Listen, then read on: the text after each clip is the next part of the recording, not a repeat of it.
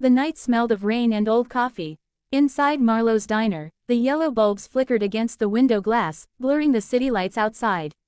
Emily Rivers, the shy waitress everyone barely noticed, moved between tables with her usual quiet grace. Her apron was faded, her hands a little rough, but her eyes, soft hazel and full of dreams, held something no one ever bothered to see. She worked double shifts almost every day. Bills, her mother's medication, and rent had become a constant shadow over her shoulders. The world seemed to demand everything from her, and she had learned to give without asking for anything back.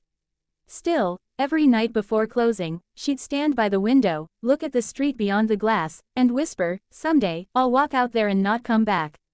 That night, when the door chimed and a tall man in a charcoal coat stepped inside, the rhythm of her life quietly changed. He didn't belong here. The shine of his watch, the confident weight of his steps, and the way he looked around as if everything was a calculated move, it all spoke of money, control, and danger. His eyes, a cold gray blue, landed on Emily. "You still serving?" he asked, voice deep, clipped, and calm. Emily nodded. "Yes, sir." "Booth or counter?" He smiled slightly. "Booth. Somewhere quiet." She led him to the corner booth. As she placed the menu on the table, her hand trembled slightly, though she didn't know why. There was something about him, something magnetic but unreadable. "What's your name?" he asked, scanning the menu but clearly not reading it. "Emily," she said softly. "Emily," he repeated, tasting the name like it meant something. "Niece. I'll have coffee. Black." She nodded and turned to leave, but he added, "And maybe you can tell me something while you pour it." She froze. "Sir." He leaned back, eyes narrowing slightly. "You work hard. I can see that. But people who move the way you do, careful, quiet, they're usually hiding something. What are you running from?" Her heart jumped. "I'm not." He raised a hand. "Relax. I didn't mean it as an accusation." He smiled faintly. "Just an observation." Emily returned with the coffee, setting it down gently. "There's nothing to hide, sir. I just try to do my job." "I can tell," he said, taking a sip. "You do it well." It was the first compliment she'd heard in months, maybe years. She didn't know what to say, so she just smiled awkwardly and stepped back. The man didn't leave after finishing his coffee. He stayed, watching the rain streak down the window, lost in thought. When the clock struck midnight and the diner emptied, Emily wiped down the counter. He stood finally, left $100 bill under his cup, and said quietly, "Keep the change." She ran after him. "Sir, this is too much." He paused near the door. "Consider it an investment." "In what?" she asked, confused. "In someone who still looks at the world like it can change," he said, and walked out into the rain. The next morning, the whole diner buzzed. The mysterious man had been seen entering Riverside Holdings Tower, the tallest skyscraper in the city. That meant only one thing: he was Alexander Reed, the billionaire investor who'd been on every magazine cover that year. Emily couldn't believe it. He had been here, talking to her. By evening, she had convinced herself it was just a strange encounter. But when she arrived at work the next night, her manager stopped her at the door.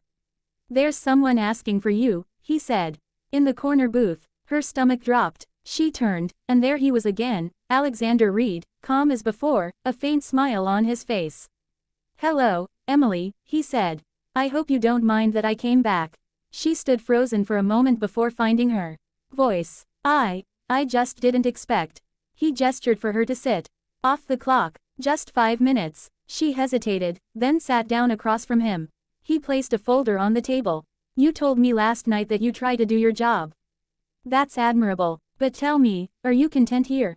Pouring coffee for strangers?" Emily blinked. "It's a job. I need it." "I understand that," he said evenly. "But jobs like this, they keep people standing still. You don't strike me as someone meant to stay still." She stared at him. "Why are you telling me this?" He looked out the window, then back at her. "Because I recognize the look in your eyes. I've seen it before, in the mirror. Someone who wants to change their life but doesn't know how." She said nothing. Alexander leaned forward. "I have a position. My company is starting a community outreach project. I need someone who understands real people, someone grounded, honest, kind. Someone like you." Emily almost laughed. "Me? I don't have any experience. I barely finished school." He smiled. "That's exactly why you'd be perfect. You know reality better than half the people in my office." She looked down. "Why me?" Because, he said softly, I believe everyone deserves one person who sees them differently. You remind me of what it's like to start from nothing. I'm offering you a chance to step forward. You'll take every step until you stand tall. Her chest tightened. She didn't understand why his words made her feel both terrified and alive. I don't know if I can, she whispered. He smiled faintly. You will. You just don't know it yet. The next days blurred. Emily couldn't focus at the diner. His words replayed in her mind. Could she really walk away from the only life she'd ever known? That night, she sat at the bus stop under a flickering streetlight, holding the crumpled $100 bill. The rain fell again, just like that first night. And she whispered to herself, maybe I'm allowed to want more. The next morning, she walked into Riverside Holdings Tower. The lobby was marble and glass, gleaming like a palace. Her heart raced as she approached the receptionist. I'm here to see Mr. Reed, she said quietly. Moments later, she stood before a pair of tall glass doors. When they opened, Alexander looked up from his desk and smiled. You came. I don't know if I can do this, she said quickly. He stood, walked around the desk, and handed her a simple badge with her name printed on it. You already did. Welcome to the first day of the rest of your life. For the first time in years, Emily smiled, not because someone told her to, but because she believed she could. The morning sunlight poured across the skyline, glinting off the glass towers of downtown. Emily Rivers had never been this high up before. From the 42nd floor of Riverside Holdings, the city looked like a living painting, cars like ants, clouds brushing the tops of buildings. She clutched her small tote bag and tried to breathe normally. Mr. Reed said to show you around, said a woman in a sleek navy suit, introducing herself as Claire. You'll be helping with the foundation wing, mostly administrative work, but you'll also assist during charity events. Emily nodded, trying to absorb everything. The office gleamed with polished steel and quiet confidence.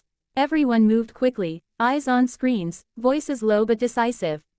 She felt like a ghost walking through another world. At noon, she caught sight of Alexander Reed through the glass wall of his office. He was standing by the window, speaking into a headset, sleeves rolled up, his focus absolute. There was something about him, power wrapped in restraint, like a storm that refused to break. When his eyes met hers through the glass, he gave a faint nod. That small acknowledgement steadied her. She wasn't invisible anymore. Her first week was a blur of emails, phone calls, and learning how to navigate a world that had no room for hesitation. Claire was efficient but kind, often correcting Emily gently. You're learning fast, she said one afternoon. Most people crumble in their first week. Emily smiled shyly. I'm just trying not to make a mess. Claire chuckled. For someone who says that, you're doing better than most interns from fancy schools. By Friday, Emily's feet ached, her mind spun with new information, but her spirit felt alive. Each morning she walked into the tower with a little more confidence. She'd started wearing simple blouses instead of her diner uniform, and though she still felt small, she carried herself a little taller. That evening, as she was packing up, Alexander appeared beside her desk. You've survived week 1, he said. She laughed nervously. Barely. He smiled. That's how everyone starts. Come on, walk with me. He led her to the rooftop terrace. The sun was setting, painting the sky in orange and violet streaks. The air was crisp, full of city sounds, horns, wind, distant laughter. Tell me something, Emily, he said, hands in his pockets. Why did you come? She hesitated. Because you asked me to. No, he said softly. That's not enough. I offered you a chance. You chose to take it.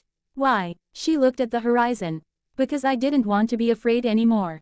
I've lived small all my life. Always waiting for something to happen. Maybe I wanted to see if I could make something happen myself.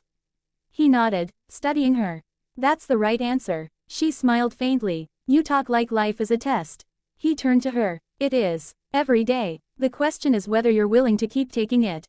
They stood in silence for a moment, the wind tugging at her hair. Mr. Reed, she began. Alexander, he corrected gently. Alexander, she repeated, the name strange on her tongue. Why are you helping me? He looked away, expression unreadable. Because once, someone helped me when I didn't deserve it. And because I need to remember what it's like to see the world through honest eyes. He started to leave, then paused. Emily, whatever happens next, don't forget this view. Every success you earn will feel different when you remember where you started. In the weeks that followed, Emily became a quiet miracle in the office. Her warmth softened the sharp edges of the corporate world. She brought coffee to the interns who were afraid to speak, remembered birthdays, and stayed late to help finish presentations. People started looking up when she walked by. But success never comes without shadows. One evening, as she sorted files for an upcoming gala, she overheard two executives whispering. "She's just a charity case," one said. Reed picked her up from a diner. "What does she know about running a foundation?" Emily froze behind the shelf. Their words cut deep. She tried to swallow the sting, but the doubt crept back in, maybe she didn't belong here after all. That night, when Alexander found her still sitting at her desk long after everyone left, she looked up with tired eyes. "Do people talk about me?" she asked quietly. He studied her. "Does it matter?" "Yes," she admitted. "It shouldn't, but it does. Maybe they're right. Maybe I don't belong here." He walked to her, his voice firm but calm. "Emily, the people who say that are the same ones who fear losing what they never earned. Don't give their voices power." "I'm just a waitress," she said softly. He shook his head. "You were a waitress. Now you're someone who chose to change. That's more than most ever do." His gaze softened. "Let me tell you something my mentor once said to me, every empire begins with one trembling decision. You made yours. Don't stop walking now." Her throat tightened. His faith in her felt heavier than any insult could. The night of the gala arrived. The ballroom shimmered with chandeliers and music, a sea of black suits and glittering dresses. Emily wore a simple ivory gown, borrowed from Claire, and stood near the entrance, welcoming guests with a smile. When Alexander arrived, conversations paused. He was the center of every orbit, commanding respect effortlessly. But when his eyes found Emily, his expression changed, softer, almost proud. "You clean up well," he said with a smile. She blushed. "I'm still learning how to walk in heels." He offered his arm. "Then hold on to something steady." As they walked through the crowd, Emily realized the truth, she wasn't invisible anymore. People looked at her, spoke to her, even asked for her opinion. Confidence bloomed where fear once lived. During the speeches, Alexander invited her onto the stage. "This foundation," he said to the crowd, "is built to lift those who remind us where we come from. I'd like to introduce someone who embodies that spirit, Emily Rivers." Her hands shook as she took the microphone. I don't know what to say," she began softly. "A few months ago, I was serving coffee. Now I'm standing here because someone believed I could do more. But the truth is, we all have that moment. When someone believes in us, or when we finally start believing in ourselves. That's when everything changes." The applause that followed was thunderous. For the first time in her life, Emily felt the ground beneath her feet not as something she worked on, but something she could rise from. Later that night, as the city lights glimmered outside the ballroom, Alexander approached her quietly. "You spoke beautifully," he said. She smiled. "I was terrified." He chuckled. "Fear means you're doing something that matters." She looked up at him. "I used to think standing tall meant pretending not to be scared. Now I think it means walking forward anyway." He nodded. "Exactly." Then he said the words that would stay with her forever, the same words that had started it all. "You'll take every step until you can't walk," he said softly, "and then you'll learn to fly." Emily smiled through tears. "And what about you?" He looked out at the skyline. "Maybe I'll remember what it's like to begin."